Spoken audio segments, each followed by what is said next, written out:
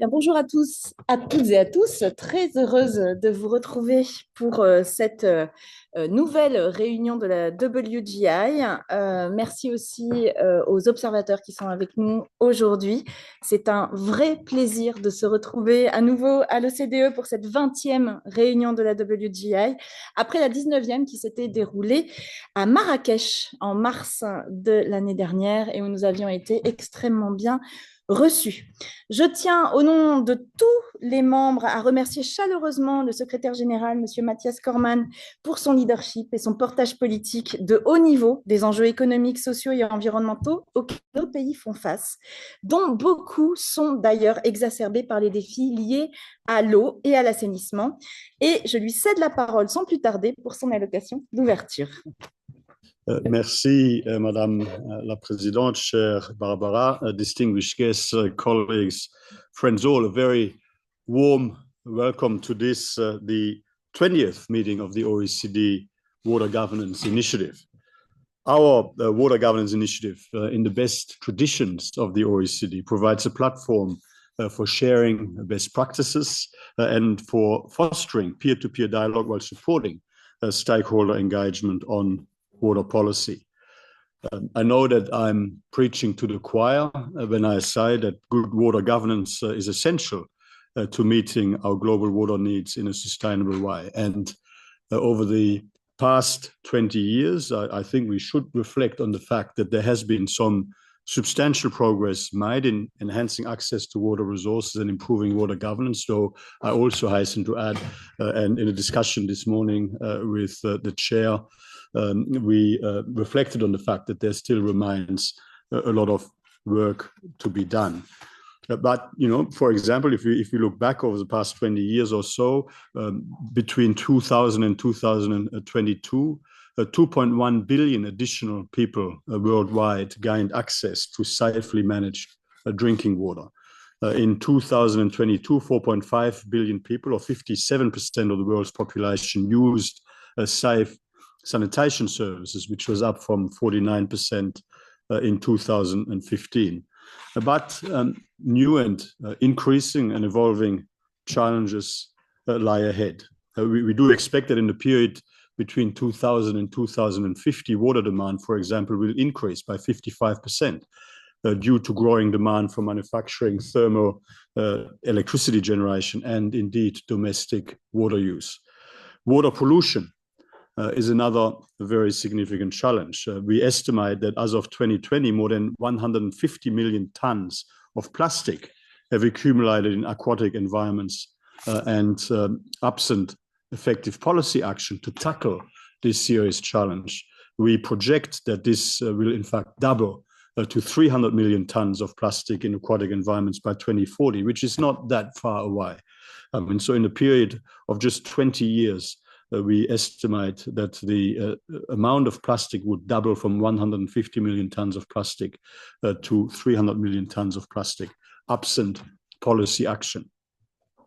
And our analysis of 258 rivers around the world showed that over a quarter have concentrations of active pharmaceutical ingredients that exceeded safe limits.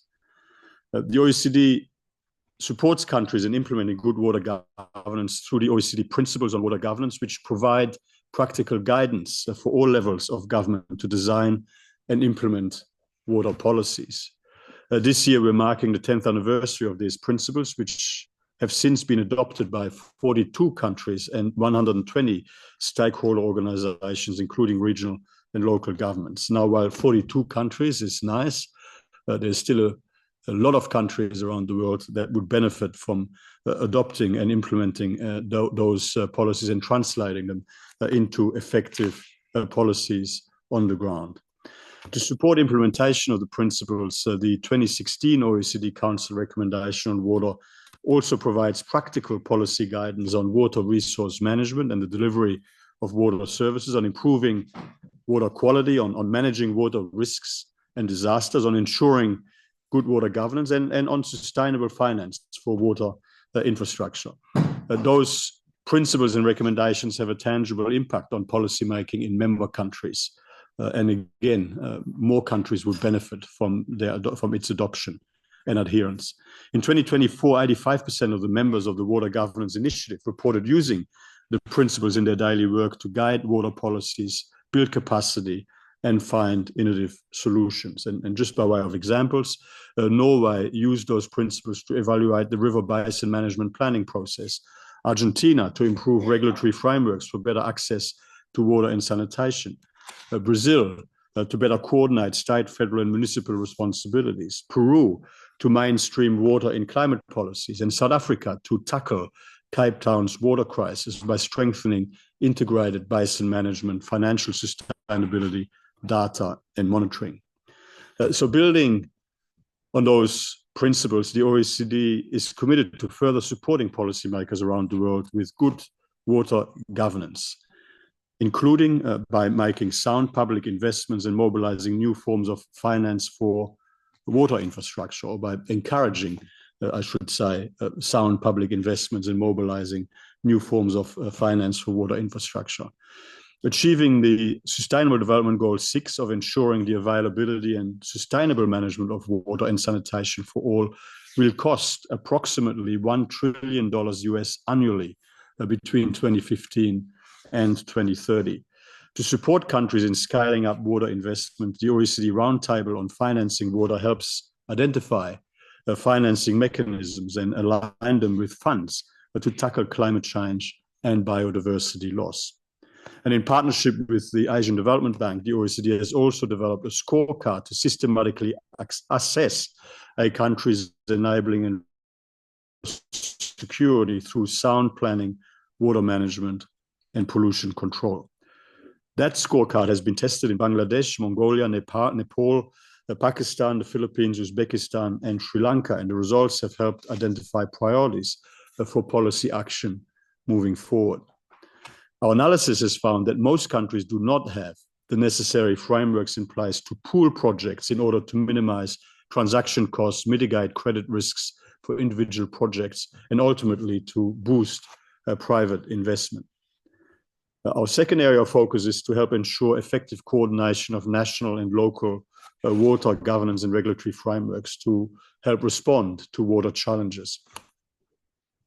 I mean, sound regulatory frameworks can help ensure sustainable and equitable water use, protect ecosystems, and address competing demands among various sectors such as agriculture, industry, and urban areas. To be fully effective, national efforts must be aligned with local initiatives. In France, for example, a 2015 law improved water and sanitation services by transferring responsibilities from individual municipalities to intermunicipal bodies, which reduced the number of service providers by 25% over a period of just 6 years, helping to reduce fragmentation, enhancing efficiency, and improving resource management. Through the network of economic regulators, the OECD has also been working closely with regulatory authorities to help improve the effectiveness of water regulatory frameworks. For example, we supported the Water Industry Commission in Scotland with a review of water charges in 2022, providing recommendations on clarifying roles within the regulatory framework, updating skills of regulators, and increasing engagement with stakeholders. We also assessed regulatory frameworks in Peru and Brazil, identifying opportunities to improve data collection and better engage stakeholders in water-related decisions. Third area of focus is to connect water, climate, and biodiversity policies in the appropriate way. A stable water cycle is essential to achieve the Sustainable Development Goals, including on climate change, as drier soils have less capacity to capture and store carbon. For example, efforts to restore forests or mangroves can increase ecosystems' carbon storage capacity while also contributing to the reduction of weather-related risks, such as landslides or coastal storm surges. To make better use of these strategies, policymakers need better access to information on their comparative effectiveness, greater awareness of their benefits, improved tools for quantifying costs and benefits, and stronger integration into legal frameworks to support their implementation. Now, this is why we're launching a new OECD program on nature-positive cities to help share knowledge on how cities can contribute to net zero objectives biodiversity conservation, and better air and water quality, as well as improved health outcomes. This program will help provide guidance on the delivery and implementation of projects to be scaled and replicated globally, such as Canada's National Urban Parks Initiative, which expands urban parks to preserve natural habitats, and Seoul's development of green corridors for leisure and reducing urban heat island effects. So, in conclusion, and I'm very sorry, Madam Chair, but our council is was meeting yesterday and is meeting today. So after this, I will not able to stay for long.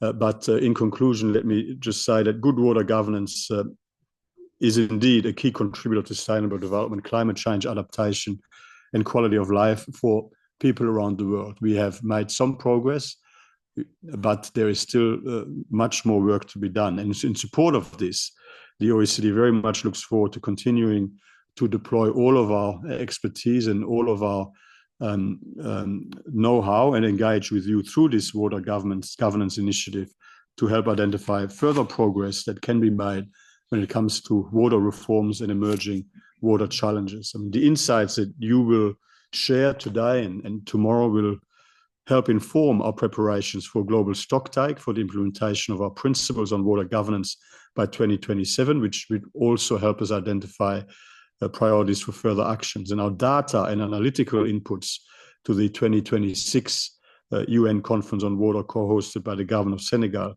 and the United Arab Emirates.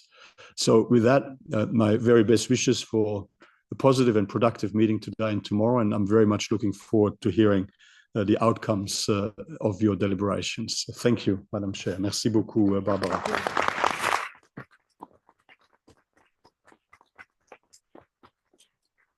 Merci beaucoup, Monsieur le Secrétaire Général, pour ces messages inspirants et surtout pour votre disponibilité ce matin de conseil, parce que c'est un signal fort, je crois, qui est envoyé à toute la communauté de la WGI qui est ici et qui est en ligne aussi avec nous et que je salue, qui travaille main dans la main avec le CDE depuis plus de 10 ans. Merci beaucoup et on vous laisse aller au conseil, alors, Monsieur le Secrétaire Général. Merci beaucoup.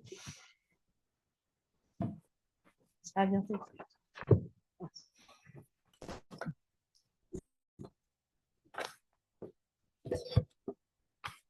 Bien, merci à tous et merci encore à Monsieur le Secrétaire Général. Nous allons maintenant nous tourner vers le Sénégal et je vais passer la parole tout de suite à Cheikh Tidiane Dey, qui est le ministre de l'Eau et de l'Assainissement du Sénégal et co-hôte de la conférence des Nations Unies sur l'eau qui se tiendra donc en 2026. Vous avez la parole. Bonjour, mesdames et messieurs.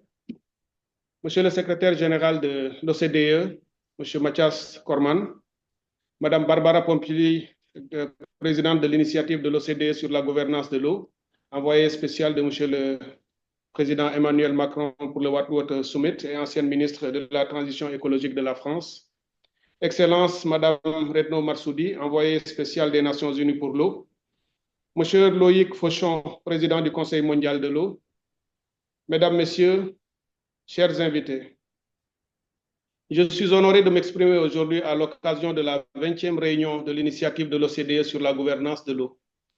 Je tiens à remercier l'OCDE pour cette initiative essentielle qui constitue un cadre de réflexion, de dialogue et d'action collective pour répondre aux enjeux cruciaux liés à l'eau. L'eau est bien plus qu'une ressource naturelle.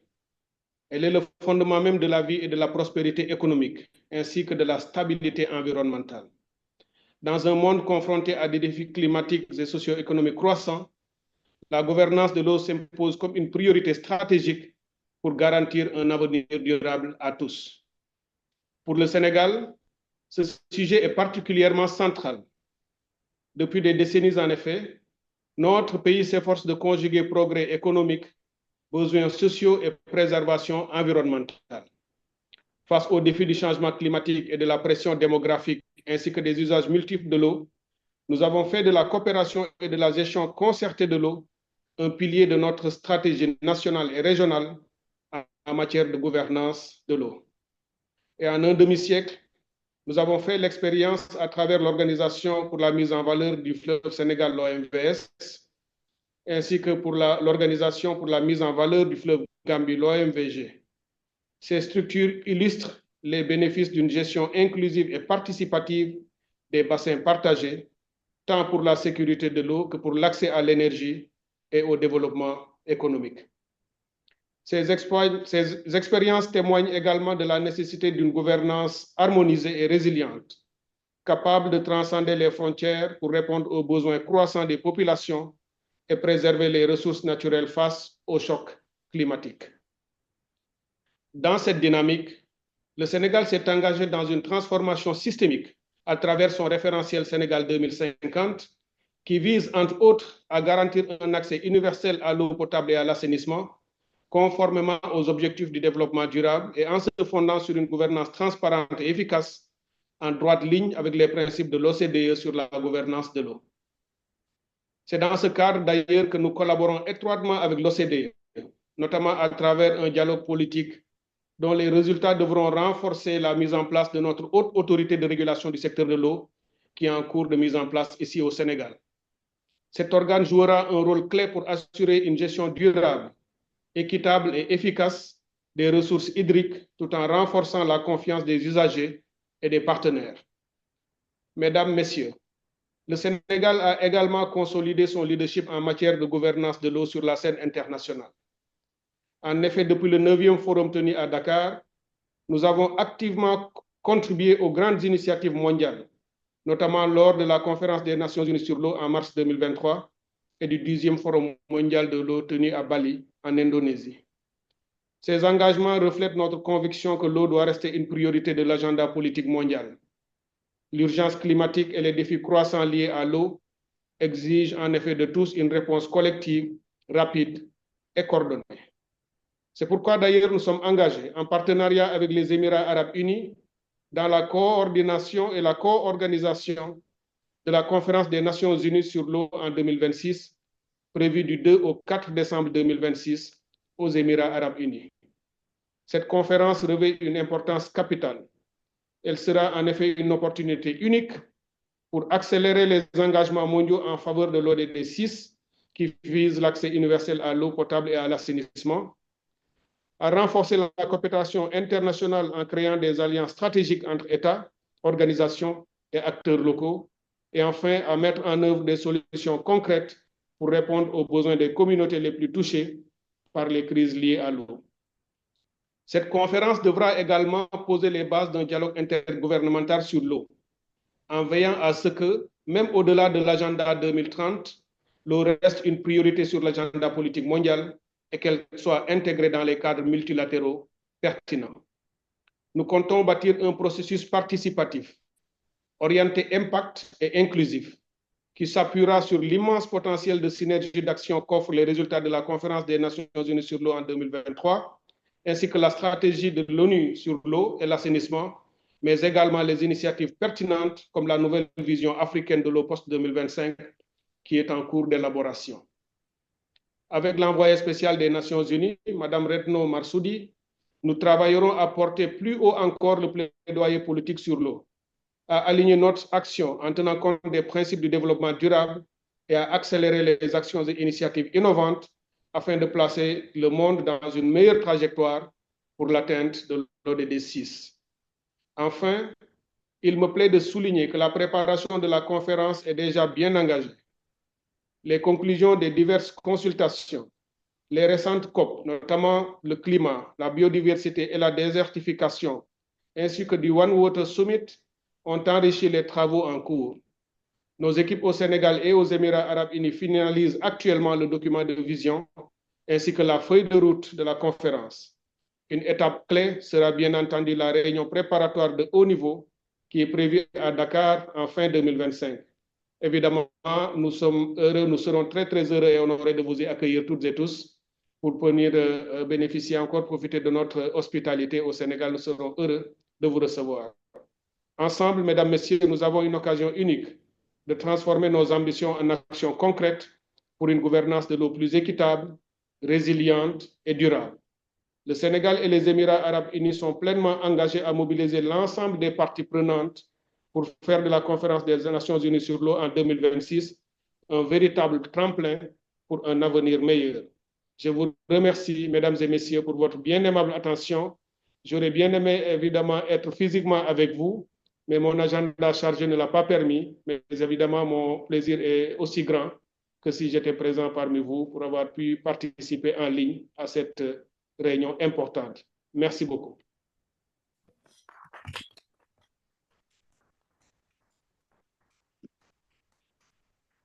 Merci beaucoup, Monsieur le Ministre. C'était un plaisir de vous avoir avec nous. C'était très important parce que votre leadership pour cette période qui s'ouvre va être essentiel pour réussir cette conférence de l'eau de 2026 que vous co-organisez avec les Émirats arabes unis. Vous pouvez évidemment compter sur nous pour être à vos côtés pour la préparation de cette conférence, pour en faire une belle réussite et pour que l'eau soit portée le plus haut possible à l'agenda international.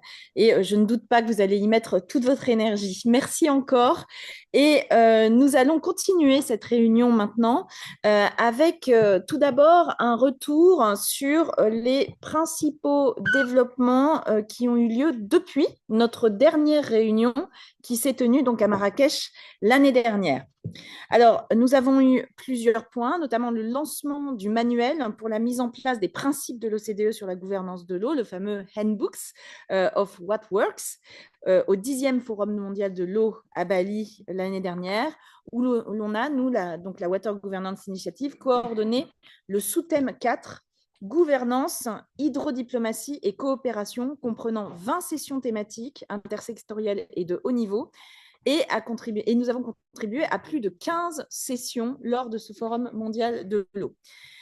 Nous avons également participé au lancement du rapport de l'OCDE sur une approche territoriale de l'économie bleue qui met la lumière sur l'importance d'une bonne gestion des ressources en eau pour un océan et une économie bleue résilient et soutenable à la conférence de la décennie des Nations Unies sur l'océan. Et je ne doute pas qu'il y aura des suites à cette initiative lors de la prochaine conférence sur l'océan qui va se tenir à Nice en juin de 2025. Nous avons enfin travaillé sur la préparation du papier stratégique de la WGI pour 2025-2027, tirant le bilan des 3 dernières années et proposant des pistes pour les 3 prochaines, dont nous allons parler cet après-midi, notamment à l'aune du 10e anniversaire des principes de l'OCDE sur la gouvernance de l'eau, cet anniversaire que nous allons fêter cette année. Et puis, il y a eu plein d'autres moments forts sur le plan international dont nous reparlerons dans la prochaine session. Nous allons passer maintenant au deuxième item de notre réunion. Alors, comme je vais le faire à plusieurs reprises pour que tout le monde soit content, je vais switcher en anglais pour parler de cette nouvelle session. Donc, this session will consist of exploring the transformations required to govern water as a global common good. And this session will highlight the importance of action at all levels to address water challenges and how existing frameworks such as the OECD principles on water governance can guide this action. And we will start this session with a video message from Loïc Fauchon, President of the World Water Council, on the most urgent action needed to elevate water governance to a truly global priority.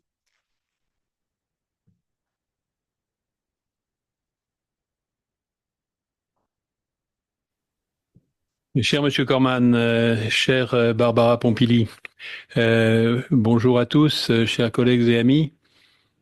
Nous le savons, parfois la planète a soif, parfois à l'inverse, elle se noie, et parfois aussi elle s'empoisonne. Trop souvent, l'eau n'est pas au rendez-vous des exigences du présent et surtout du lendemain. De ces difficultés naissent des tensions, parfois des crises, qui touchent, il faut le dire, autant l'humain que la nature, comme nous l'avons montré lors du dernier Forum mondial de l'eau de Bali au mois de mai de l'année dernière. Et notre plaidoyer, le plaidoyer de la grande famille de l'eau, est au cœur de ces difficultés. Car tous, nous voulons une eau disponible, nous voulons une eau paisible, nous voulons une eau saine, une eau pour tous, en tout lieu et à tout moment.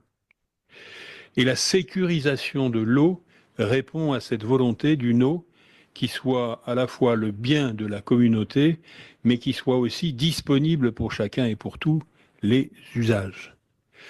Sécuriser la ressource, c'est d'abord endiguer les effets des divagations du climat et tout autant de maîtriser une croissance démographique incontrôlée et une urbanisation trop souvent anarchique qui transforme les villes en réservoirs de pauvreté et d'inégalité.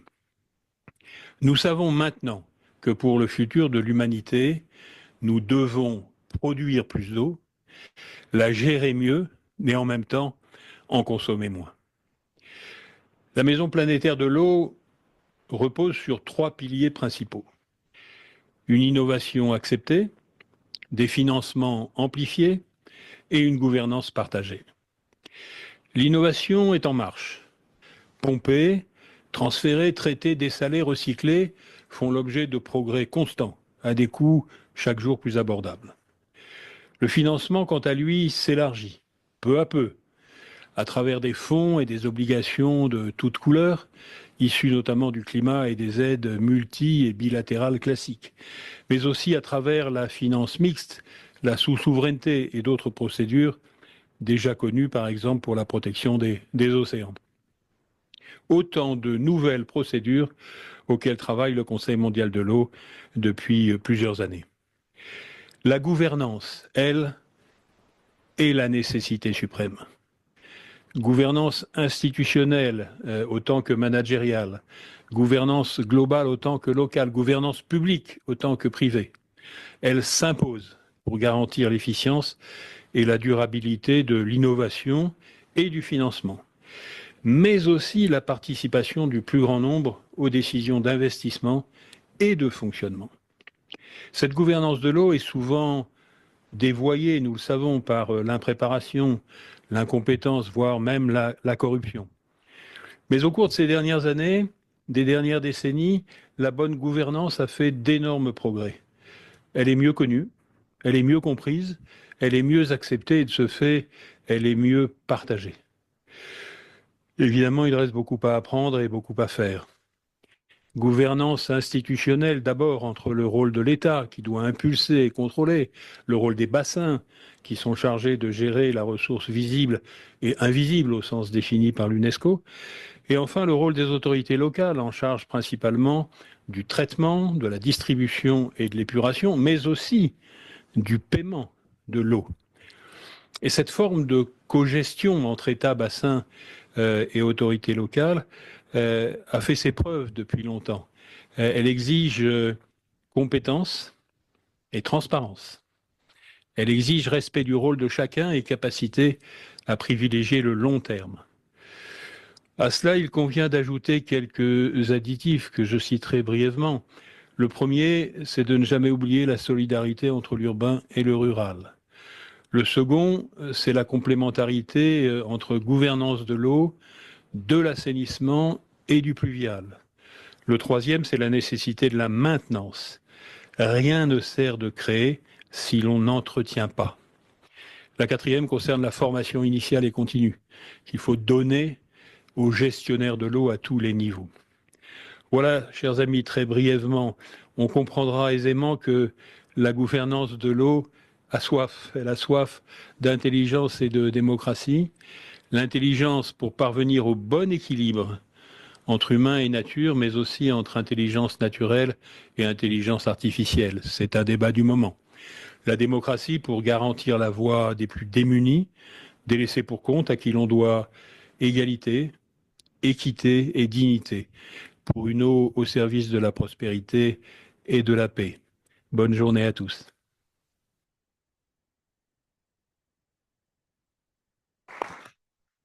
Thank you, Loïc Fauchon. And now, turning to my dear Maaike van Ginneken, the water envoy of the Netherlands, which co-hosted the 2023 UN Water Conference. So, dear Maaike, what were the outcomes of this first UN Water Conference in 47 years? And how as it paved the way for a global effort to speed up progress on SDG 6. You have the floor. Merci, Madame Barbara. Je m'excuse de ne pas être avec vous en personne parce que nous avons notre conférence d'ambassadeurs à La Haye cette semaine. Mais je suis sûre que je vous reverrai tout en personne bientôt. Let me share some thoughts with you today on how we can build on the 2023 UN Water Conference to improve global water governance. And let me say that we first should really take stock and cherish what we actually have achieved towards better water governance in the past few years. And I think the fundamentals underneath this is that water is prominent in the Sustainable Development Goal. We have our own SDG, but I think there's also a wide recognition that water is central to all the SDGs. And of course, we have the UN Joint Monitoring Programme that has established methodologies to measure progress, which is not the case for many other sectors. 2 years ago, we had the first UN Water Conference in over 4 decades, and I think that was instrumental in putting water on the political agenda. But more has happened. The General Assembly of the UN adopted a resolution to organize 2 more UN conferences in 2026 and 2028. We just heard from Senegal, who together with the United Arab Emirates will organize the 2026 conference. The heads of agencies of the UN have adopted the UN system-wide strategy. We now have a UN Special Envoy on Water. The IFIs, the International Financial Institutions, now have an active working group of water directors. I think it's important that the membership of the UN Water Convention led by UNECE is expanding. This gives a framework for the great work of the many basin committees around the world. Water and adaptation have become more prominent in the climate COPs. And the Water Action Agenda adopted at the 2023 conference not only accelerated water action on the ground, but it also helped to link the global with the local. And it gives us a mechanism to keep track of action going forward. So let's take a moment to celebrate this and not only talk about the crisis, but also about what we have to build on. So let me look forward. And first, any plan of improving global water governance going forward need to start with a clear view on what we want to achieve. Let's make sure that we keep in mind that global governance is not an end in itself. It's a means to an end. It's one tool to achieve water security for all. So what do we want to achieve? Why do we want better global water governance? Of course, we want to keep water on the political agenda at all levels, and we know that's hard work. We would like to get some formal agreements on specific water principles and targets between governments. And I think we have some work to do on which topics this is desirable, on which topics this is feasible in the current geopolitical environment. It's not a blanket agreement. We want to maintain and expand mechanisms to hold each other accountable for progress on the ground towards these agreed targets and principles. And lastly, of course, global water governance can help to develop and exchange know-how and build knowledge networks. So thinking about what does this mean, I think we need to agree on some principles of how we work together on better global water governance. I could think of 5, but I'm sure in the discussion today, there will be more, less, and a better focus on this. So the first one is to build on what we have. And this is needed in 2 ways. I think the first way is to build on all these water governance steps that we've taken in recent time that I just mentioned. This is an incremental process. And secondly, we really need to mainstream water in existing multilateral processes and organizations, rather than coming up with new ones. And I think the way that the OECD has mainstreamed water in several of its work streams is a very good example of this.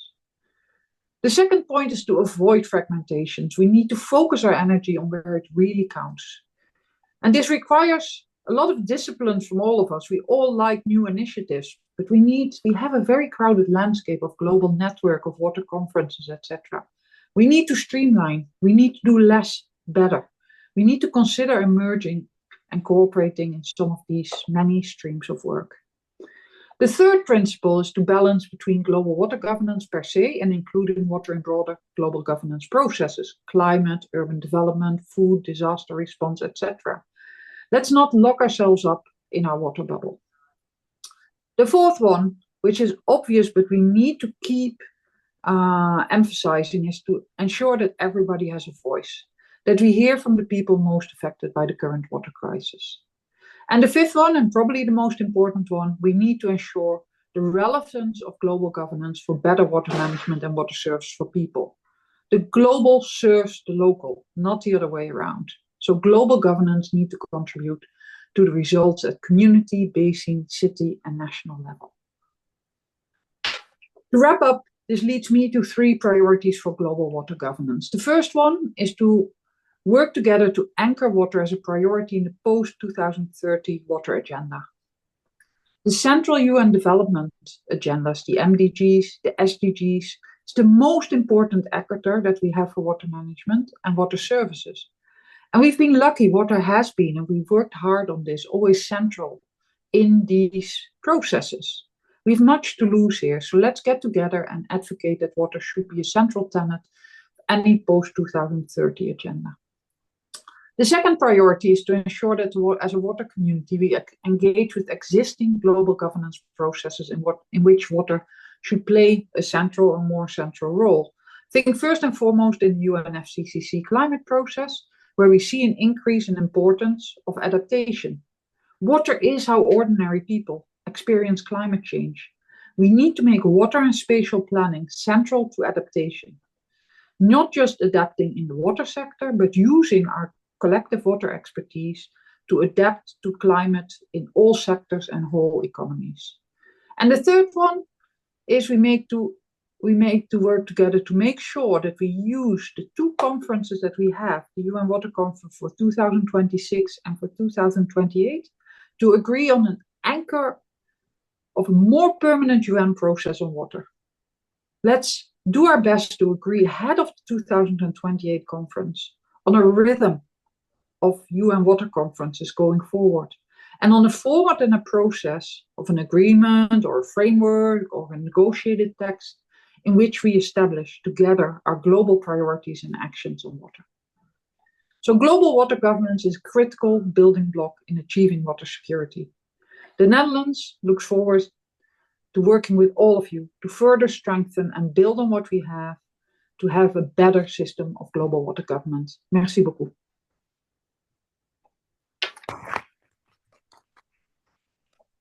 Thank you, dear Maaike. Thank you for your leadership, and thank you for the guidelines for this meeting and for today and tomorrow. We have our road paved by you. Thank you very much. Another major gathering, and if it is not because it was organized by France, but the One Water Summit was co-convened by the President of France and Kazakhstan and the World Bank last December in Riyadh to raise the political profile of water. And I had the pleasure to co-organize it with my dear friend Zulfia Zuleymenova. It was really a great pleasure, and thank you for all the moments we shared together. Zulfia, you are the special representative of the President of Kazakhstan on international environmental cooperation. Could you share with us the main takeaways of the summit and what's next to enhance global water governance? Dear Zulfia, you have the floor. Merci beaucoup, Barbara. Dear Your Excellencies, dear colleagues, ladies and gentlemen, it is my great honor to address you today at the 20th meeting of the OECD Water Governance Initiative. I'm very sorry that I wasn't able to join you personally, but nonetheless, I am very happy to address you and share a little bit about what we have done on the One Water Summit and really hear from other colleagues about different initiatives that are going on improving water governance. There are a few things that I wanted to highlight. The first thing is it is really important that we are speaking about the importance of water agenda and about water importance of the water issues more often and at higher political level recently. I myself personally was leading Kazakhstan delegation at the 2023 UN Water Conference, and it was very important that finally water was that water gained its own agenda in almost 5 decades, and that we were speaking about what is happening in water sector, in water governance, and what are the solutions and what are different good examples and case studies. And after the UN Water Conference, the two presidents, the president of Kazakhstan and president of France, they, during their meeting, recognizing the importance of maintaining this high political momentum and really making sure that between the two UN water conferences, we still maintain a high level of engagement of different stakeholders on water issues. They have initiated having the One Water Summit that we have held last year in Riyadh on the sidelines of the COP16 on desertification. And I had the pleasure and a huge honor to co-lead this process with your today's chair, Barbara Pompili. In the last year, we have done a few things. First, we have conducted 2 steering committee meetings. We have held a number of special side events at the sidelines of different gatherings on water, including the Chambert water process during COP16 on biodiversity. And of course, we have done a lot of engagements with different stakeholders on different platforms, including during the UN New York Climate Week and so on. And when we were starting this process last year in January, actually the same time period, we had the first steering committee in UNESCO, and we were asking what are the most important issues and what are the areas where we need to focus our attention. And of course, water issues, we understand that they are very multifaceted and there are different priorities in different parts of the world and in different countries. And we realize that, however, there is a general understanding that the governance needs to be strengthened, that there were a number of priority areas that we realize we would like to focus on. And I will share about that a little bit later. But first, there are a couple of things.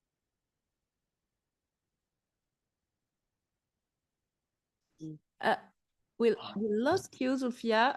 Hello, do you hear me now? Yes, perfect. Yeah, okay.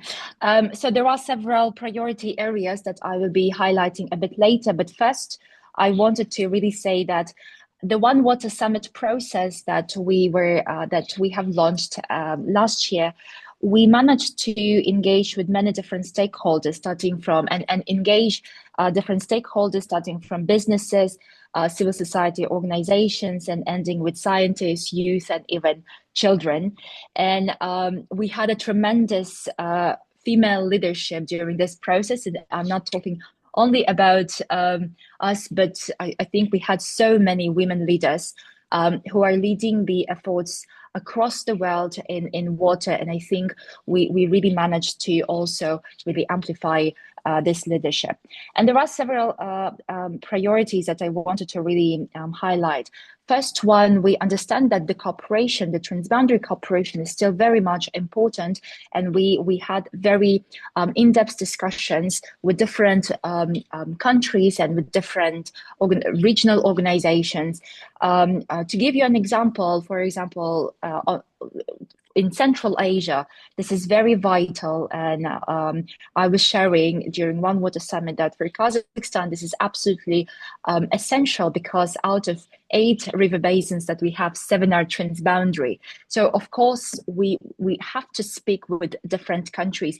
And we saw the same interest from other parts of the world. And in this context, the One Water Summit has launched a number of different initiatives, including the Coalition on Transboundary Water Cooperation has intended to launch the new knowledge platform to serve as a global repository of the best examples. Of course, we were also emphasizing the importance of the UN Water Conventions, and we had a number of countries who indicated their interest in joining the UNECE or UN Water Convention. As for our countries, including Kazakhstan, we are party to both UN water conventions, and we believe that the international water law is extremely important, and we need to continue promoting the principles of the international water law and promote cooperation across different countries. Second one, of course, we had an amazing presentation from the Commission on the Economics of Water. I saw that there will be a different presentation, so I will not be going into that. But there definitely was a recognition of the water cycle, and with that, there were a number of different initiatives that were also launched. One was we were working very closely with the Freshwater Challenge, and we've seen a few other countries joining this Freshwater Challenge, and the number of countries who joined, who has supported this challenge, reaching 50 countries. So, of course, we understand the importance of really taking an ecosystem approach and the importance of recognizing the water cycle. The second one, of course, the second aspect of this is, of course, we understand that the knowledge production and supporting science would be extremely important. And with that in mind, the One Water Vision has been launched, that is a coalition of international organizations and research institutes that is aimed to improve the partnership on Earth observation and data sharing, to improve the knowledge about the water cycle and the hydrology. But also there is something called, there is another component of this.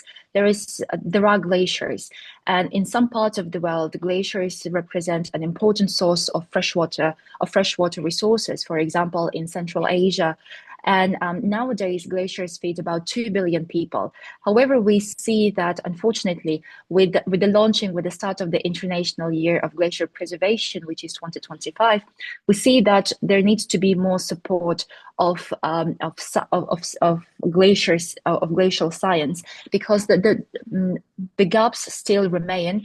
And with that in mind, Kazakhstan has launched the Water Towers Partnership, and will be working with the partners, including such as UNESCO, on this specific partnership. This partnership will aim at three key aspects. First one is to really support the scientific research to fill in the existing gaps on better understanding the glaciers and the deglaciated conditions. Second one is to support the integration of local knowledge about glaciers into the knowledge base, because in some countries there are glaciers but no glaciologists. However, the glaciers also provide freshwater resources. And the third one is to support the young scientists who are going into the glacier research, so that they can continue this work. The third one is financing. Is definitely was one of the things which was emphasized from the very first steering committee that we had, because a number of institutions have been emphasizing that, unfortunately, although we increasingly recognize the importance of water problems, unfortunately, the public financing into the water sector has been decreasing lately. This is something that we took very close to our heart. And as a result of the work that has been conducted during One Water Summit, 9 multilateral development banks committed to greater level of financing for water sector, leading to increased investment, and pledged to jointly report on key results publicly. So we hope that this One Water Summit deliverable outcome will help to increase and accelerate actions on higher investments into the water sector. The fourth one is definitely engaging stakeholders, which requires creating effective frameworks for the private sector and for others to engage. To give you an example, it shouldn't only be the governments who should be leading on addressing the water challenges. We've seen a tremendous leadership from the companies in really addressing and accelerating the action on water. For example, a coalition of companies have launched, issued a joint statement committing to accelerating action on water footprint to reduce their water footprint and water consumption, so that to enhance the sustainable water consumption. We had other private sector companies who have committed to allocating specific funds to preservation of the water-related ecosystems, including of the wetlands.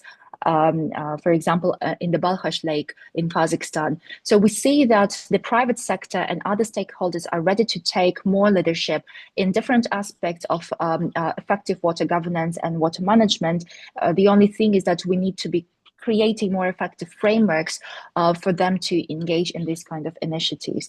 And the fifth one that I want to say is that doing is extremely important, because we can be discussing amazing initiatives at different platforms like UN Water Conference, One Water Summit, and so on. However, doing cannot really replace, discussing cannot really replace doing. So we really need to focus on very concrete initiatives. And this was specifically what we were focusing and aiming for in One Water Summit. We really wanted to make this summit a summit of hope, really emphasizing concrete initiatives and concrete projects and deliverables that can inspire further actions. And I really hope that we managed to do this, and we really managed to inspire more action. And we hope that the results, they will continue inspiring actions towards the next UN Water Conference in 2026. We have published our co-chair's summary that summarizes some of the initiatives that have been announced and some of the actions that have been that different stakeholders have committed to, and we are looking forward to continuing the work on these deliverables, but also on some personal commitments that each and every one of us has committed to. And we look forward to working with all the partners. And I wish this working group the great success. And we look forward to in-depth and fruitful discussions. Thank you.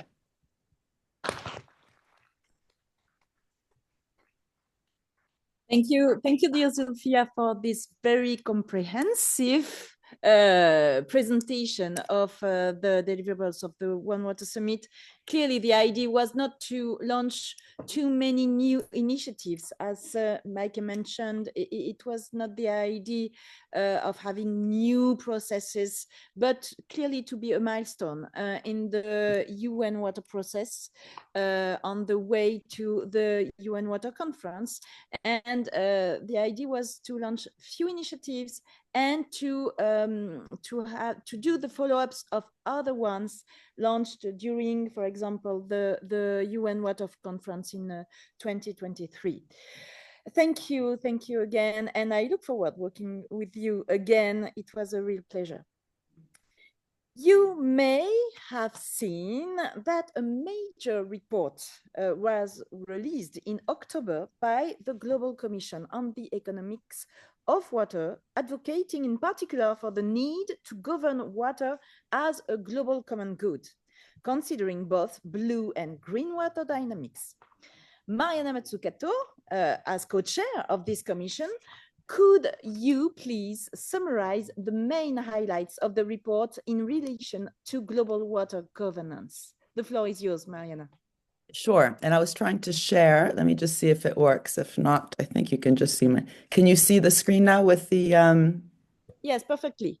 Good. Okay. And I'll be quick. So first of all, thank you so much. On behalf of the Commission, it's wonderful to be here to talk about the summary points. You see the beautiful Commission members on this slide. It was co-chaired with Tarmin Shamutaran, the president of Singapore, with Ngazio Conjiwila, the head of the WTO, myself, and Johan Rockstrom.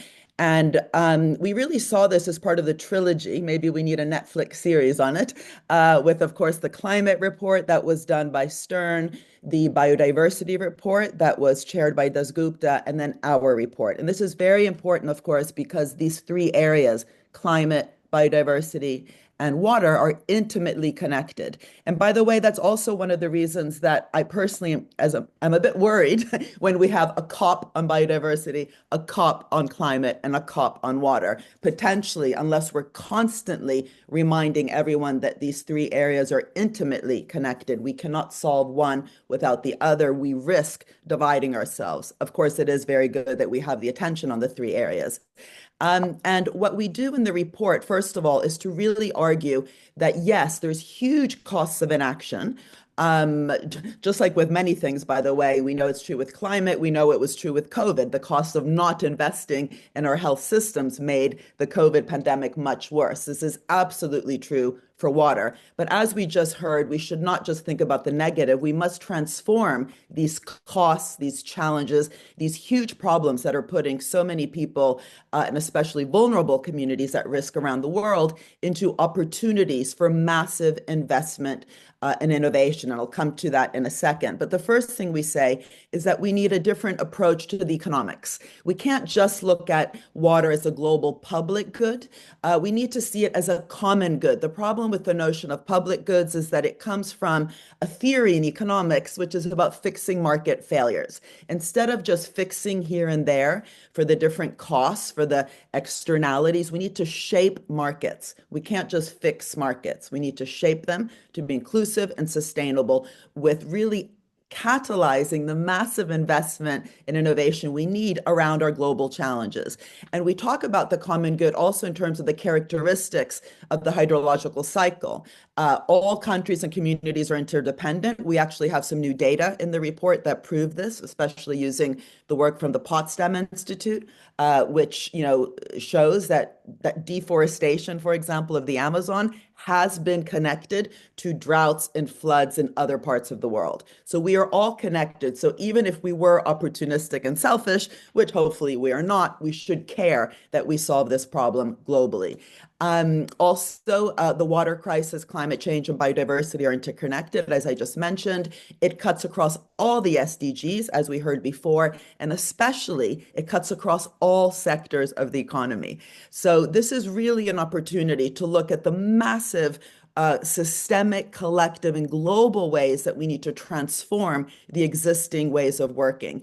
And I don't want to go into all our recommendations. I'll keep them up here for a minute, but just the three big ones that I've already mentioned is that we need to, again, look at how to shape markets. So for example, we need to stop having all these harmful subsidies, but instead of just getting completely rid of them, we need to repurpose these harmful subsidies so that they actually activate and incentivize investment around these global hydrological problems, and I'll come back to that in a second. We need an outcomes orientation and mission orientation. I'll give you an example in a minute. In other words, our policies need to be outcomes oriented. We need real goals around the global hydrological cycle to be at the center, for example, of our industrial strategies and our financial policies. And third, we really need to put justice and equity at the center of how we respond to this crisis.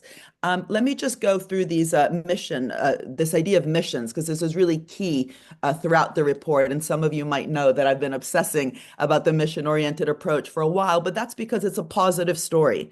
If we actually take the different problems around food systems, around biodiversity, around the need for a circular water economy, around embracing the AI, opportunity, so AI for good, not for bad, around these areas, and really using, missions like ensuring that no child die from unsafe water by 2030, what does that mean for all those different properties that I talked about before? The global action, the systemic action, the intersectoral action. And a missions-oriented approach starts with the challenge, turns it into a mission, thinks about the intersectoral investments and the bottom-up projects.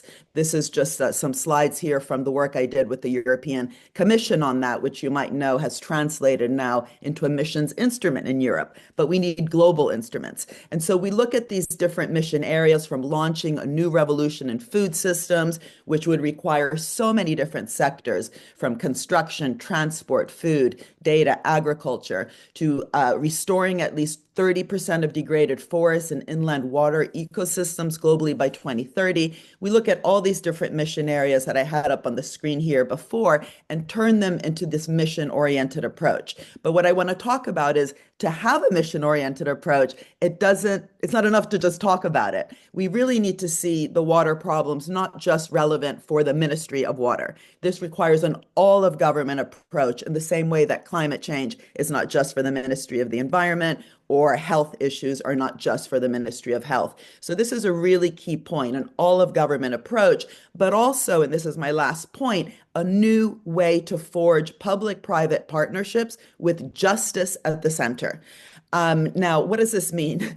This means all the contracts, whether we're talking about procurement, whether we're talking about water rights, whether we're talking about intellectual property rights or those different subsidies that I mentioned before, we can indeed put a new social contract with justice at the center on how business and governments work together. Of course, civil society is important too, but the fact that, for example, 80% of industrial wastewater is not recycled is a scandal, given that it's the states that give Pepsi Cola or Anheuser-Busch the water rights. So we currently have what I would call a problematic, or might I even use a biology word, parasitic public-private partnership, and not, again, using a biology word, a symbiotic, mutualistic, reciprocal partnership. So we think about in the report ways to transform that social contract between public and private actors. So we really have the kinds of partnerships that we need to tackle the global hydrological cycle as a common good, instead of, unfortunately, just blah, blah, blahing about partnerships as though they are neutral. They're not neutral, and we use this massive opportunity for investment and innovation around emissions to rethink the kinds of partnerships we need on the ground. Thank you.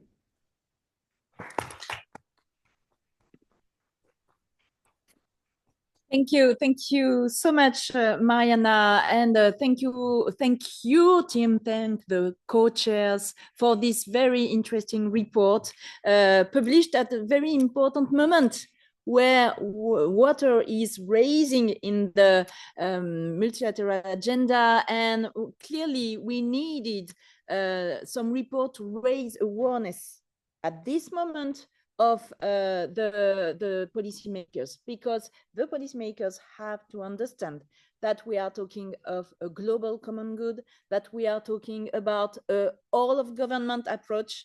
As a former minister in charge of environment, I totally understand what you are talking about, and about the interconnection between all the SDGs and the need for them to understand that if they want to have a good GDP, they have to think about water.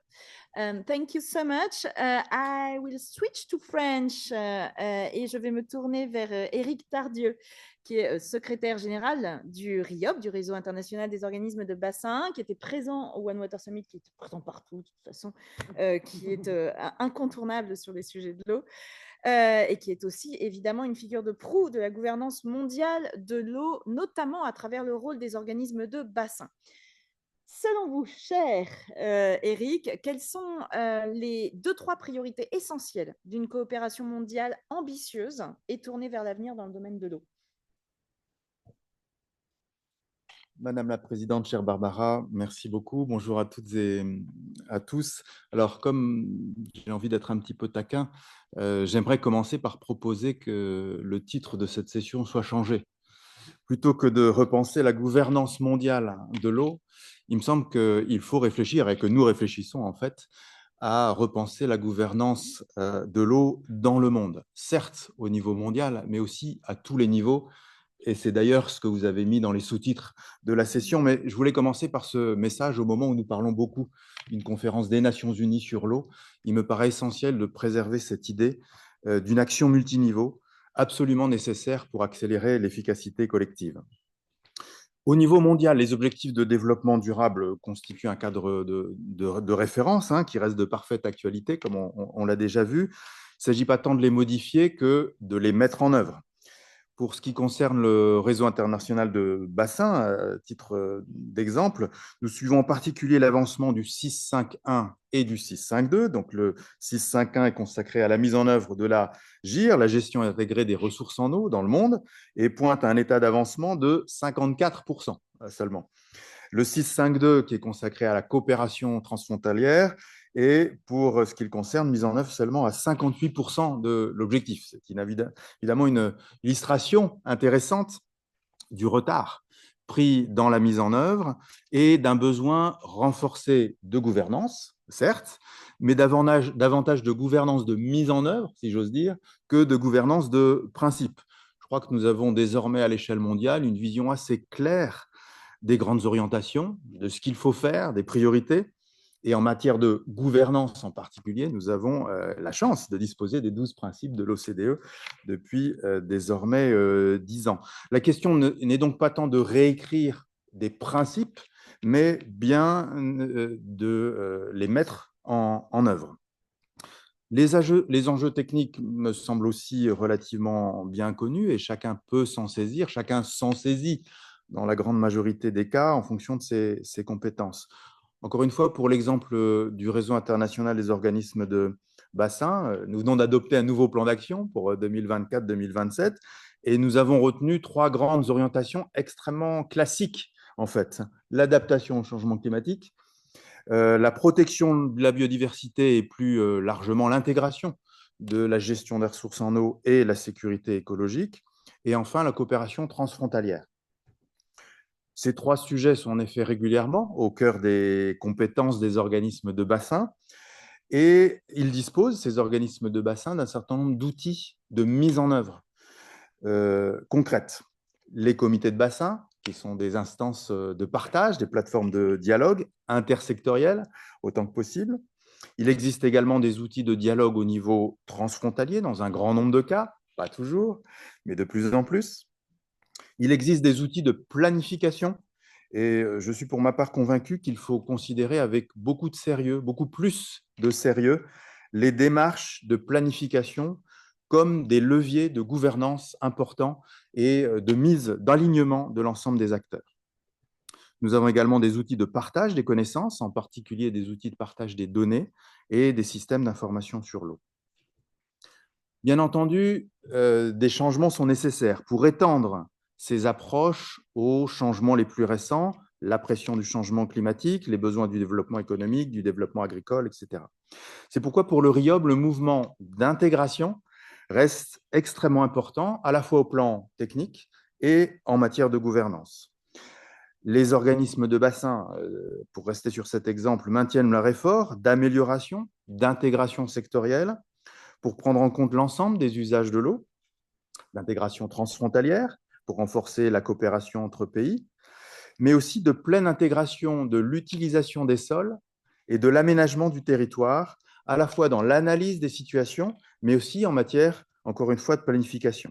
Cette extension conduit immédiatement à une réflexion de gouvernance qui permet de rapprocher davantage gestion de l'eau et agriculture, mais aussi gestion de l'eau et développement urbain. C'est un sujet qui est cher à certains membres de l'OCDE ici présents. Alors, dans notre vocabulaire RIOB, nous appelons ça le dialogue ville-bassin et des initiatives existent sur le dialogue eau et agriculture, en particulier au sein de la FAO, bien entendu. Et donc, des efforts sont encore à faire en matière d'intégration pour prendre en compte les cycles de l'eau, la complexité des cycles de l'eau entre eau bleue et eau verte, comme on vient de nous le rappeler. Il est probable que nous abandonnerons prochainement le vocabulaire distinguant ressources en eau conventionnelles et ressources en eau non conventionnelles, et c'est même souhaitable dans une logique de mix hydrique qui, à la manière du mix énergétique désormais bien installé, combinera différentes ressources exploitables. Nous devrons à l'avenir mieux intégrer, évidemment toujours les eaux bleues, eaux de surface et eaux souterraines, très importantes, mais aussi les eaux usées retraitées, le dessalement de l'eau de mer, et dans une logique qui combine gestion quantitative et gestion qualitative. Les 2 sujets seront, de mon point de vue, de plus en plus liés. Dernier point que je voulais aborder dans ce court message en termes de questions. Question de gouvernance à la fois locale et mondiale, la question de la mobilisation du public, de la société civile, des citoyens, des consommateurs, du grand public. Il me semble que l'une des limites, y compris politiques, de la progression de notre sujet de meilleure gestion de l'eau, se heurte à la compréhension insuffisante, à la sensibilisation insuffisante et au final à la pression insuffisante des citoyens, électeurs, consommateurs sur les décideurs politiques et économiques. Et je crois que c'est une question, pas seulement de communication, mais aussi probablement de gouvernance qui devrait nous permettre de toucher davantage non seulement les décideurs de l'eau déjà initiés, qu'ils soient du domaine public ou du domaine privé, mais aussi davantage les décideurs moins initiés. C'était d'ailleurs, je crois, l'ambition du One Water Summit à Riyad, que de toucher les chefs d'État et de gouvernement pour faire en sorte que ce sujet des ressources en eau soit davantage partagé, y compris du point de vue qui nous décentrent. Sans eau, pas de développement économique. Sans eau, pas de développement agricole. Sans eau, moins de sécurité dans le rapport d'un pays avec ses voisins. Je vous remercie de votre attention.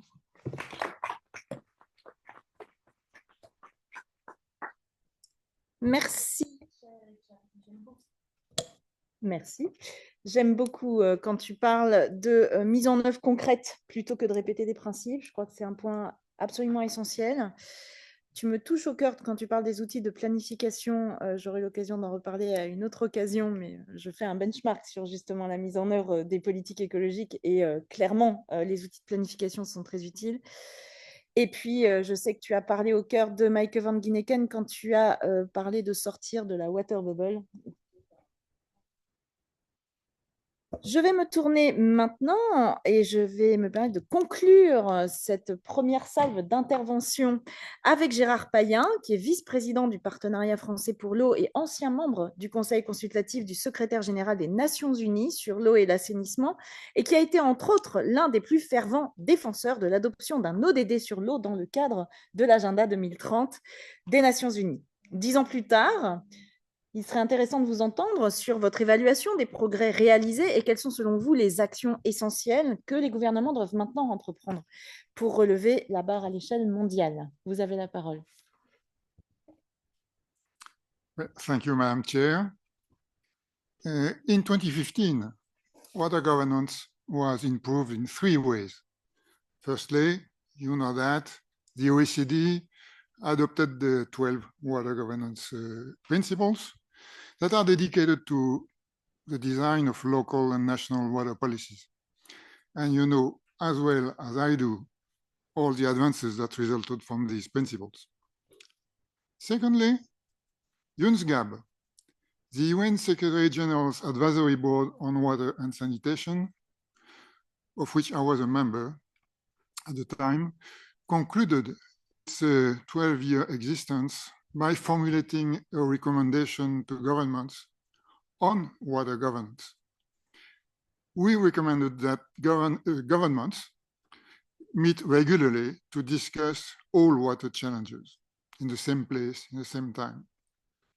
It took many years for this proposal to gain political support, but the first UN Water Conference took place in 2023, another one will take place in 2026, and another one in 2028. We are making progress. Thirdly, in 2015, the SDGs and the Agenda 2030 were adopted.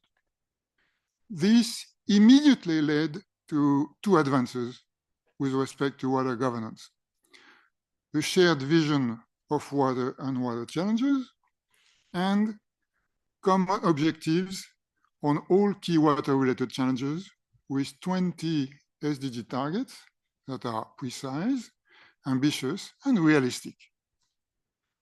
We know now where we want to go. Since 2015, thanks to the SDG monitoring, significant progress has also been made on knowledge of the global situation with regard to the main water challenges. Misconceptions have been dispelled. We now know where we stand. In this respect, the SDGs are a real success story. However, this new knowledge has highlighted an action deficit.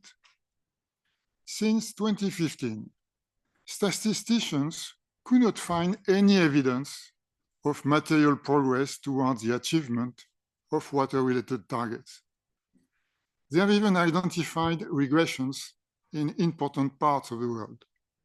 Well, I suggested a slide for that, but I don't know if it is present or not. Today, there is significant action on water in the world, but this action is not sufficient to meet the needs and to cope with global changes. Why is this? Many stakeholders are working hard for water, and they are doing excellent work. For example, many such initiatives are registered in the Global Water Agenda. And there are many others implemented by governments, institutions, companies, NGOs, individuals. Many are working for water.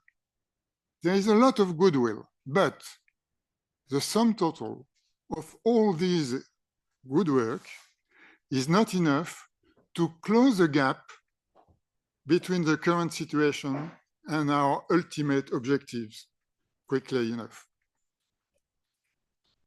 The existence of such an action gap is a key missing element that should be the priority for all those who care about global water objectives. You can, well, okay. How can we explain the action gap? In my opinion, it results mainly from two governance gaps. The first governance gap is the insufficient number of public policies that are aimed at achieving our global water targets and mobilizing appropriate means of action. Such policies that do not only refer to the targets, but aim at achieving them are not commonplace. And no global scheme succeeds by chance. The existence of responsive public policies aimed at our agreed objectives was presupposed in the 12 OECD principles. In practice, the lack of such ambitious policies is a major factor limiting the impact of these principles in the field. So in my opinion, your governance initiative, which is a globally leading initiative on water governance, should work on this action gap, governance gap, and stimulate the adoption of public policies that truly contribute to the achievement of our global objectives. The second governance gap results from the difficulty of breaking down sectoral silos, including at the high level. Water-related targets will never be achieved by water people alone. Success in achieving them requires positive action from farmers, from industries, from city planners, from energy producers, and so on. Therefore, global meetings on water that only bring together water people and water ministries are insufficient to organize success. The UN and the OECD should organize high-level meetings on water that bring together ministers dedicated to all these sectors, including ministries for finance.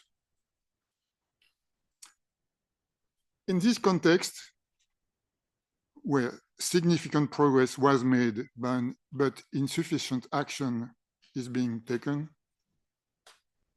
there is a major political risk of going backwards in 2030. After 2030, there is indeed a risk that the current global targets will be changed. This would ruin our long-term efforts and investments. Water challenges require that our current water objectives are extended beyond 2030. Please resist to all those who claim that the SDGs are failing. They say that because it is in their interest to say so. In practice, it is national public policies that are failing, not the targets. I conclude by saying that next year, the Senegal and the Emirates, as it was reminded to us, will organize the first UN high-level conference that may seriously look at the progress made or not made towards the SDG water-related targets.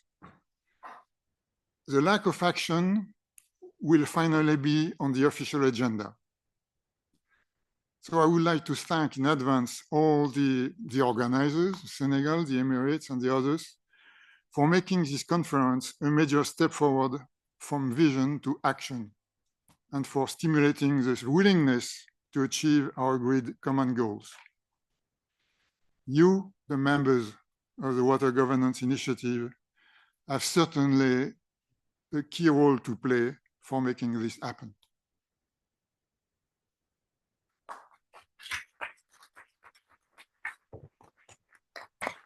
Thank you. Thank you, Gérard Payen, for your comments. We have a lot of on our shoulders in order to tackle this lack of action and to help governments, but not only national governments, but also subnational governments to reach their goals. And it is very important. So, in this road to action, you have to react if you want. We don't have a lot of time. We have 10 minutes, 15 minutes in order for you to react. If you want, you can raise your flag if you are in the room, or your hand if you are online. And I will move to Water Group. I think you are the first one. Peter, please. Go ahead. Thank you, and thank you for organizing this, I think, very inspiring sessions. I have listened carefully to what has been said by the speakers, and I think we are confronted with a challenge. I mean, the SDGs were established to do away, shall we say, with sacred cows. There were certain sectors that were always favored, and try and establish a level playing field between different areas. And I'm afraid, I think I have to say that what I see from the work I do and the work that I'm involved in is that sacred cows are reappearing.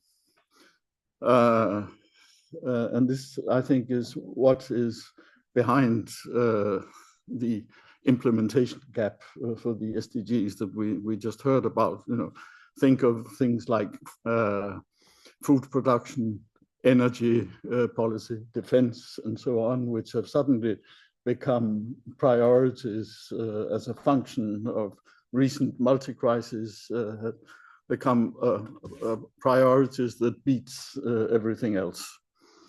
And I think, you know, what we should be aiming at is re-establishing a level playing field between all the 17 SDGs, and work, I think, as Eric Tadjou said, work at all levels. We need to work at the global level. We need to work at the national and the local level.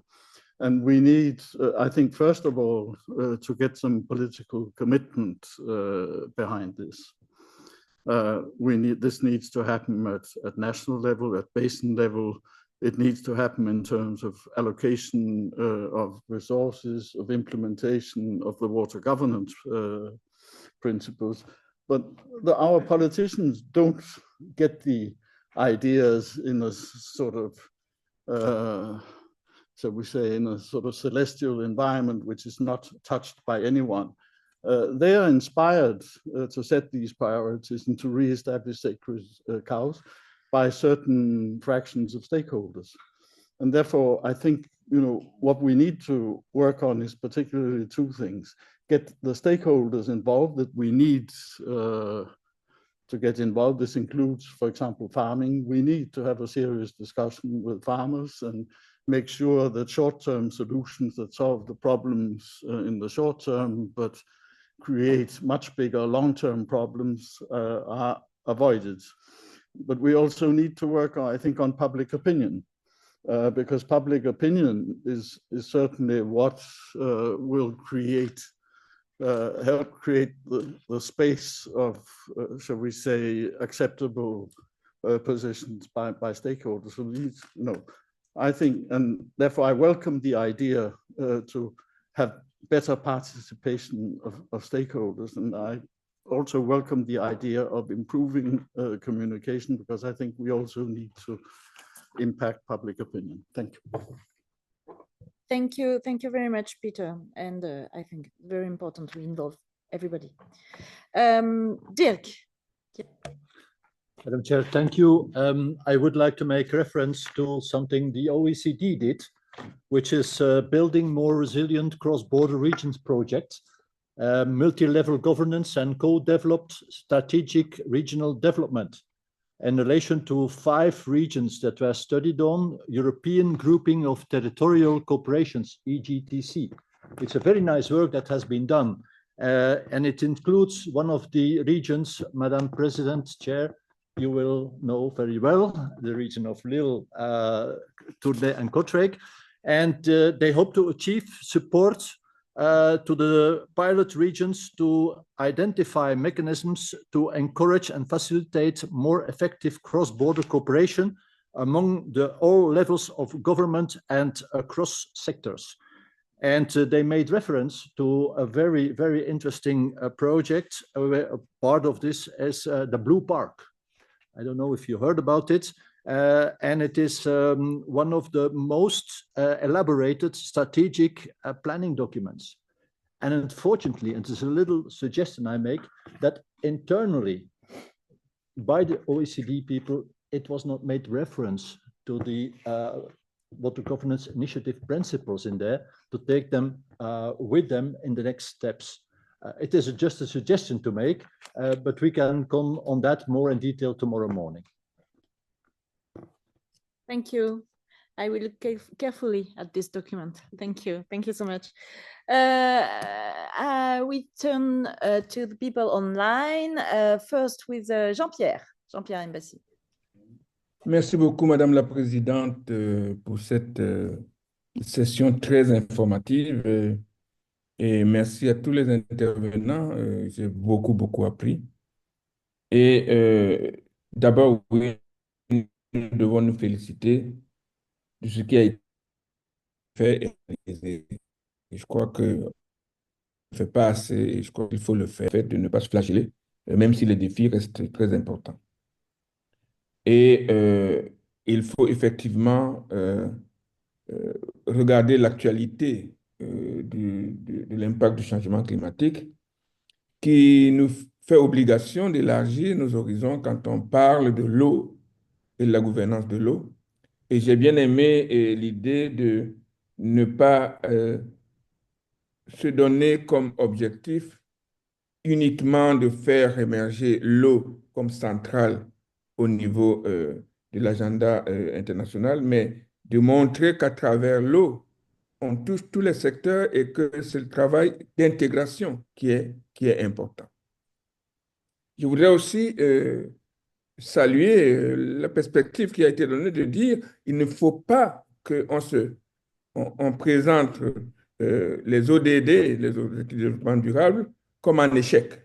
Je pense que c'est vrai. Il y a un discours qui dit non, on a échoué, donc il faut changer. Non.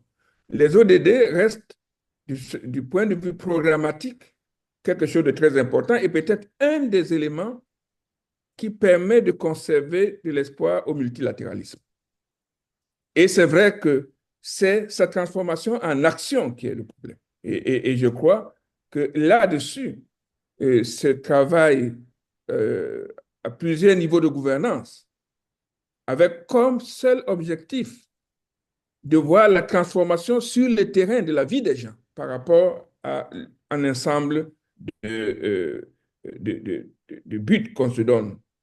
C'est quelque chose qu'il faut absolument, dont il faut s'assurer qu'on peut garantir qu'elle se fasse. Et dernière chose, je considère aussi que le niveau du bassin et le niveau des localités est le bon niveau de coopération et d'articulation entre rural, urbain, agriculture, biodiversité et l'ensemble des acteurs. Je pense que ce niveau du bassin, des collectivités territoriales et de l'articulation entre le niveau national, régional et international, ça c'est la perspective de demain pour qu'on puisse réussir l'intégration de l'eau comme axe central de la coopération internationale. Merci. Merci beaucoup, Jean-Pierre. Thank you very much, Jean-Pierre. I see that we still have a lot on our plate for tomorrow. So now, Colleen from the Global Water Partnership online. Thank you, everyone. Very inspiring remarks, and I won't repeat a lot of what's been said, which I very much agree with, but I just want to make two short points. The first is the need for the paradigm shift that's been highlighted by these interventions. But contrasting that with the fact that our current global governance systems are still very much leading to incremental change, and they may not be really fit for purpose. So to meet this governance and action gap that Gérard Payen highlighted very clearly, we do need this all of government approach, which requires head of state leadership, I would say. So I was curious as to whether we should, for the UN 2026 Water Conference, really think of mobilizing the head of state level much more than was done 2 years ago, sorry. That's the first comment. The second is that I, of course, celebrate the SDGs, and it's literally my day job to work on them. But they are measured at the national level. And Mariana really put the challenge on the table of how we go beyond that. And given this global governance gap that Gérard Payen has also mentioned, I'm just thinking if there's any reflections on how we should be even thinking of monitoring sustainable development post 2030, given that clearly monitoring just at the national level doesn't allow for this the water resources as a global common good to be really appropriately monitored or even considered. Thank you. Thank you very much, Colin. I turn to Luc Gravel from the Québec. Bonjour à tous, c'est Pierre-Luc Gravel du Québec qui me fait plaisir de se rejoindre à vous en milieu de la nuit, en milieu d'une tempête de neige. Angelica et Biard est avec vous sur place.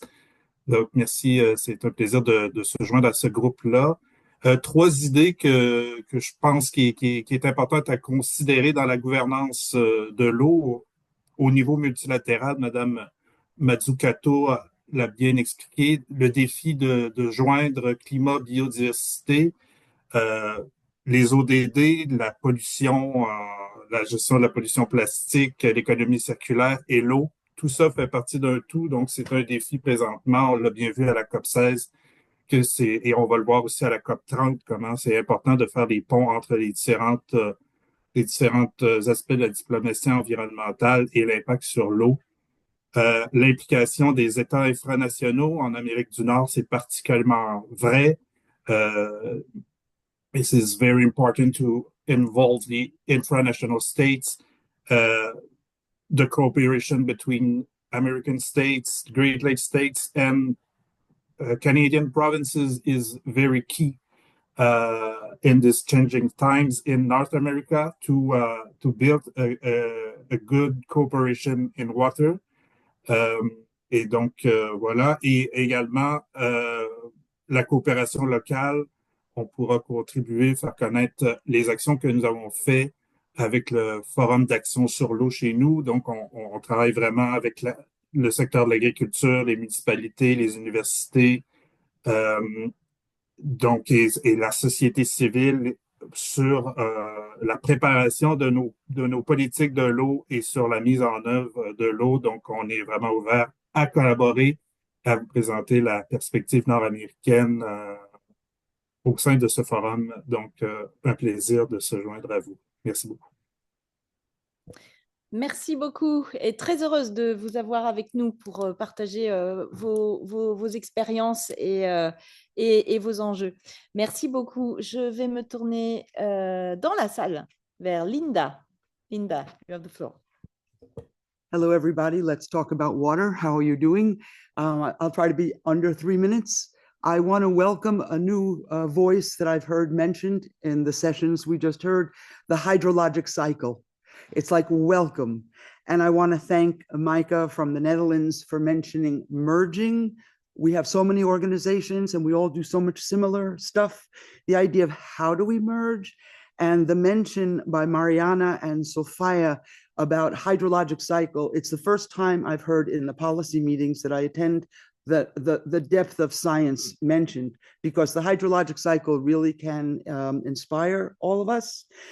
And as an American person who has a new government, that's very frightening. And we have to pay attention to the fact that we all have to work even harder and be more active and take seriously the fact that we can come together in spaces like this and really accomplish things. So I'm very appreciative to be here. Welcome to the hydrologic cycle and to being with all of you once again. Thank you so much. Thank you so much, Linda. Definitely, we need science. We do need science. I turn to you to represent the World Water Council. It's the last but not least intervention before Aziza and the coffee break. Thank you, Mrs. President. I just want to mention that the World Water Forums have also a key role to play for governance initiatives. As you mentioned, Mrs. President, you were very much present in Bali, and we're now preparing the upcoming World Water Forum that will be held in Riyadh in 2027, just after the UN conference and before the next UN conference. Just to mention that it is complementary. It's a complement because all stakeholders can express themselves, and also because in Bali we had a new opportunity to have different levels at political levels. We had an important renewal of ministers' conference, and we do believe that the level of ministers, either finance ministers, environment ministers, water ministers, talking together can make very much a difference for governance. I just wanted also to announce that the next kickoff and first stakeholder meeting will take place on 14th and 15th of April in Riyadh, and all stakeholders are invited to start shaping the future of the next forum. Thank you, Ms. President. Thank you very much for the invitation. Well noted. Thank you. And I turn to Aziza to do a sort of wrap-up of this discussion. Thanks so much, Chair. And I'm conscious I'm standing between you and the coffee break, so I'll be very quick. First, a big warm thanks to our three women advocates, Meike, Sulfia, Mariana, but also our three men advocates, Eric, Gérard, and Loïc. Absolute parity for this session, but for your insights. I think everything that you've said to crystallize what the latest thinking is on these issues will be extremely inspiring to shape the next program of work. And even if I agree that looking back, we may see a number of mounting challenges, because it's true we're far off track when it comes to meeting water-related SDGs. There's also a light of hope in some of the discourses put forward, including in the developments that we're seeing at multilateral level. I would just like to try to crystallize what my understanding is from your guidance that will guide us in the coming years around three main blocks where I feel our challenge as OECD is to walk on two legs for each of these blocks. I think many of you did make the case for the economic dimension of water security, which of course is at the very heart, the DNA of this place. This is an economic organization. The work we've done over the past decade was to draw the attention of member countries on the cost of inaction, but also the co-benefits of managing water security, and to put scrutiny in particular on OECD countries, arguing that many of them should actually not take their levels of water security for granted. It sounds pretty logical today, but I can tell you discussions 15 years ago on water in this place were of a complete different nature, and what has become quite mainstream, understanding and thinking for water as a driver for economic growth and sustainable development was not a given a decade ago. And I think SDG 6, amongst other, was significant in getting there. But the other leg is the social dimension. This is also the place that developed the Better Life Index, the Beyond GDP. I think a lot of what was said in relation to people left behind, even for economic perspective, I think when we look at carbon pricing and all the discontent that came out of it, it's also important to have this onboarding and inclusion from the onset if we want the very economic instruments and price signals to work down the road. And I think a lot of what was said on renewing the social contract for water, the trust, the democracy, I think issues also of environmental justice, intergenerational equity are at the heart of what we do here. The second point that I found extremely interesting and came also from what some of the discussants pointed is the multidisciplinary whole of government perspective. And this is a multidisciplinary place. I mean, there are a few dozens of people working on water in an organization that has thousands of people working on different public policies. And what I'd like to say is that while we've been striving in the past decades to raise actually the bar and the political ambition for dedicated water policies to meet the challenge, we've paid equal effort to mainstream water considerations in other sectoral policies. And this is why you have, for example, Walid with us today, who's in his portfolio having nothing less than water, climate, biodiversity, and every day he wakes up trying to connect the dots. You'll have the opportunity to see colleagues working on agriculture later today, on oceans. And I think it's important, while continuing to pledge for high-level political support to water per se, to also continue to devote significant efforts to mainstreaming water in other sectoral policies. And I think there's a few promising developments out there. The last block I wanted to flag was what Eric nicely framed as not only emphasis on rethinking global water governance, but rethinking governance in the global environment. And I think this multi-level approach, which has been at the very core of our DNA, the first report of the OECD on a multi-level governance approach to water dates back to 2010. So that gives you a bit of an idea of where we're coming from. But and there as well, two legs I see, not only the plea and the call for more multilateral approaches to water, to govern it as a common good and a global good, and I think we could subscribe to some of that, which shouldn't come at the expense of the granularity that is also needed when we discuss water policies. And because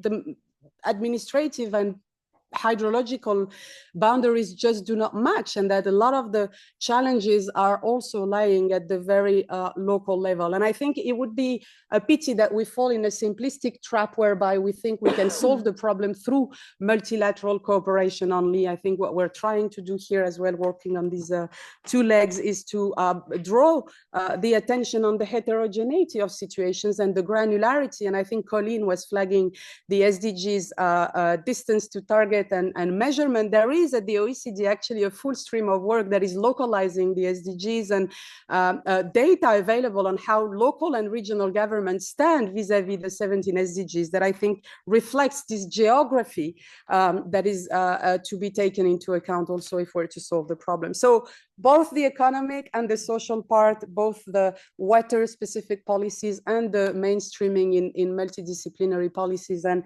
both the multilateral and the local lens. Thank you very much, and eager to resume the conversation this afternoon for the program of work. Thank you.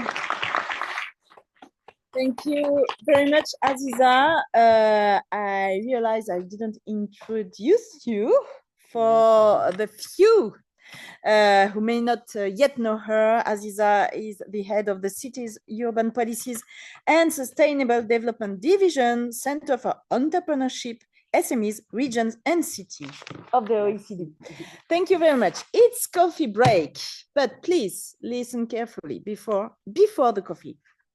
I invite you towards the stairs over there for a video, not a video, a photo, just a photo, a family photo. So you join us, we go there, And after the photo, you have the authorization to take a coffee. And after, we come back at 11:30, 35 maximum, to start the third item on shaping national water roadmaps. So please follow me.